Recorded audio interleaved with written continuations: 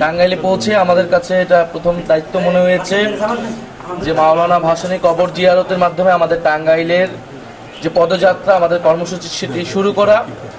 আপনারা সকলেই জানেন যে মাওলানা ভাসানী ছিলেন কৃষক, শ্রমিক, মেহনতি মানুষের রাজনীতিবিদ। বাংলাদেশের রাজনৈতিক ইতিহাসে যিনি একই সাথে ব্রিটিশ উপনিবেশের বিরুদ্ধে, পিন্ডির আধিপত্যবাদের বিরুদ্ধে এবং দিল্লির আধিপত্যবাদের বিরুদ্ধে লড়াই করেছিলেন। এবং মাওলানা ভাসানী ছিলেন বাংলাদেশ রাষ্ট্রের, বাংলাদেশের এই জনগোষ্ঠীর রাজনৈতিক জনগোষ্ঠী হিসেবে বিকাশের অন্যতম স্থপতি। মাওলানা ভাসানী একই সাথে ছিলেন রবুবিয়াতের প্রবক্তা এবং মাওলানা ভাসানী ছিলেন 69-এর গণ অভ্যুত্থানের অন্যতম কারিগর।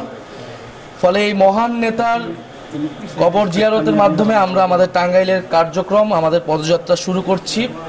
এবং মাওলানা ভাসানী যেই রাজনীতি করে গিয়েছেন, যেই স্বপ্নের বাংলাদেশ, যেই মেহনতি মানুষের বাংলাদেশ প্রতিষ্ঠা করতে চেয়েছিলেন, জাতীয় নাগরিক পার্টিও সেই উদ্দেশ্যেই প্রতিষ্ঠিত হয়েছে। সেই দায়িত্বের রাজনীতি নিয়েই মাওলানা ভাসানীর পথ অনুসরণ করেই আমরা বাংলাদেশকে এগিয়ে নিয়ে যেতে চাই। একটি বৈষম্যহীন বাংলাদেশ আমরা প্রতিষ্ঠা করতে চাই।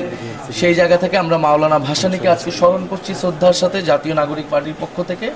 এবং শুধু আজকে নয়, জাতীয় নাগরিক পার্টির যে রাজনৈতিক দর্শন চিন্তা, তার মধ্যেও মাওলানা ভাসানী রয়েছেন। আমরা মাওলানা ভাসানীকে বাংলাদেশের অন্যতম গুরুত্বপূর্ণ একজন জাতীয় নেতা হিসেবে দেখি এবং বাংলাদেশের একজন ফাউন্ডিং ফাদার্স হিসেবে দেখি।